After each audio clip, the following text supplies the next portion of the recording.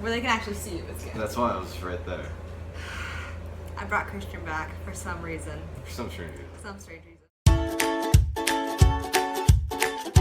So with all the Harry Potter madness, we decided to try something new, and that means that I'm actually cooking something. So we'll see how this goes, and hopefully our apartment will still look like this after. Today we are making butterbeer flavored cupcakes. No, we're making this butterbeer cupcakes made easy, so that way. Also because we're poor and didn't want to actually buy all the ingredients. We made some substitutions, and I am using a recipe from the Domestic Rebel, who I will link in the description below.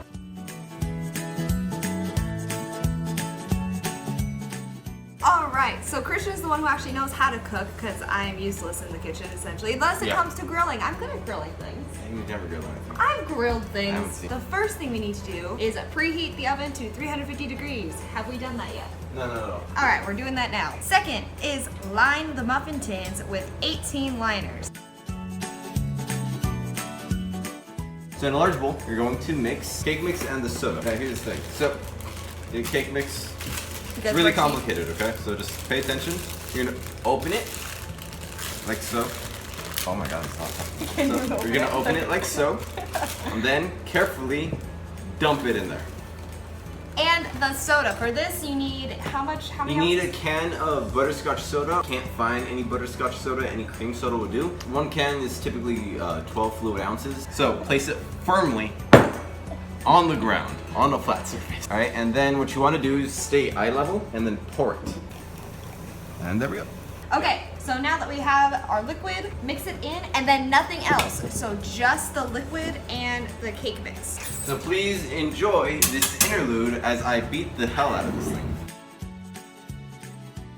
When it's well mixed, what you want to do is stir in the pudding mix. We found this at Walmart. Hate Walmart. I went to the Wizarding World of Harry Potter. Fun fact, you're not in frame. I'm not in frame at all. I'm telling you, I'm too tall. Oh, and now we just distribute it. This is like the easiest baking thing I've ever done. Look at that. Look at that. Look, makes you feel like a chocolatier. And there's no eggs, so no salmonella. Mmm. Alright, well that took way longer than expected. So, we have officially put all of our cupcakes in the molds that you can see here. So we're putting those in the oven and baking them for 14 to 16 minutes. I need you to open the oven. In 15 minutes, remind me to take the cupcakes out of the oven. Okay, we might have put a little too much. So that happened. We look done. It's really hot, huh? Oh yeah. Okay, so now we are officially waiting for the cupcakes to cool down so that we can put frosting on them, which you guys could make by hand, or you could be like us and just buy buttercream flavored frosting. Now, we are going to talk about a book that everyone is going crazy over right now, and that is Harry Potter and the Cursed Child. You guys have already seen my review of it, you know my thoughts. If you guys haven't seen it yet, then I will leave a link for it so you guys can go watch it below and also in the annotations. Christian was with me when we went to the midnight release to go and get this book. That was fun. We witnessed the madness again, and that was great. You have never read any of the books, except for this one. Oh, I read like first three. Everyone knows my thoughts. What are your thoughts on this? Alright, it's a great story. I like it. I see what people say about it feeling kind of like fan fiction. The amount of time between the last book and this one, what was it, 12 years or so? Something like that, yeah. I don't mind it too much. Give me 3 pros, 3 cons, and your final thoughts on this book. Alright, 3 pros. 1, Scorpius. The best thing about this story. I'm pretty sure everyone agrees that he's the best thing to come out of the Cursed Child at all. Like, I would read a whole book about Scorpius. I would too. I would read a whole, like, if she wrote a book, she should make it about, like, the Malfoys or, like, the other minor characters. Like, what happened to Luna Lovegood? Where is her life? I want to know more about her. I personally like this story. It's a good story. I do count it as canon. I know a lot of people were throwing around hate with it and whatnot, but I think it's a good story. Third one, I like the relationship that shows between Albus and Scorpius and Albus and his father. Yeah. I think that was very realistic. A child under his shadow. He was very much a middle child. I feel like, and she described that very well. Yeah, I feel like that was probably one of the best relationships that happened in this book. I yelled out a spoiler in the middle of him reading it. Oh yeah, she did. Oh. That could be a con. I still hate you for that. I'm so sorry. I finished it because I finished it that night and I got so surprised by something and I just yelled it out. I was like, oh my god. And then I looked to my right and we're just death glaring at me. the whole time. So anyways, cons. The ending for me felt a little rushed and clean. Now what I mean by that is too clean with the antagonist after everything is done with. I felt it could have been different. I liked Albus, but sometimes he got a little too much. My third con would be how much time we got with James and Lily.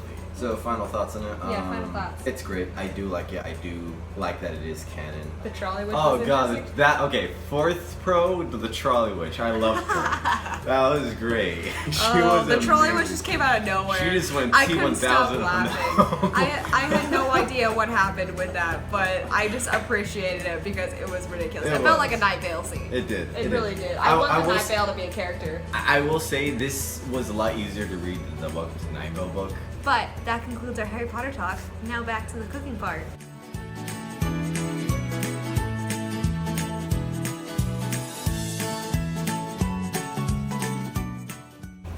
That looks horrible. Now we get to work on the cool topping, which are going to be broomsticks. We need pretzel sticks and banana Laffy Taffy. So we've been eating the pretzel sticks because, like we said, it's not good to cook while you're hungry. So the first thing you gotta do is when you get the banana Laffy Taffy, what do you get when you cross a pig and a cactus? What do you get? A porcupine. Take the banana Laffy Taffy and smush it with the heel of your hand. Cut strips about halfway through the longest side to create a fringe. Okay. Once you're done cutting the Laffy Taffy into broomstick-like pieces, you would then wrap them around your pretzel rod.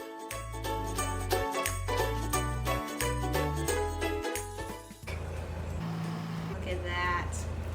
And there we have it. That is how we make butterbeer cookies. So if you want to cook things, but you don't want to feel like an idiot because, you know, everyone else on YouTube seems to actually know how to cook, watch this video and it will show you the real ways of how things actually look when you try and make them. How nice. real people cook things, How real basically. people cook things, basically, yeah. Thank you, Christian, for doing this with me. Oh, it's not like I had a choice. Oh yeah, he really did. If you guys haven't seen my last video, which was where I talked about the cursed child and gave my initial review of it, then feel free to stick around. I'll be playing right after this. If you haven't already subscribed to my channel, then you should because I upload bookish videos twice a week. But that's all I have for you guys today, so thank you so much for watching, and I will talk to you guys later. And you keep going higher, which makes me have to go higher, and I'm not that tall.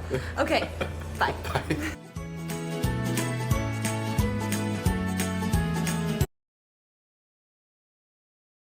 It's about 3 and I finished it about half an hour ago and I have some thoughts. No pressure. You just have to love it or else. Just have to love it or else. Yeah. Yeah.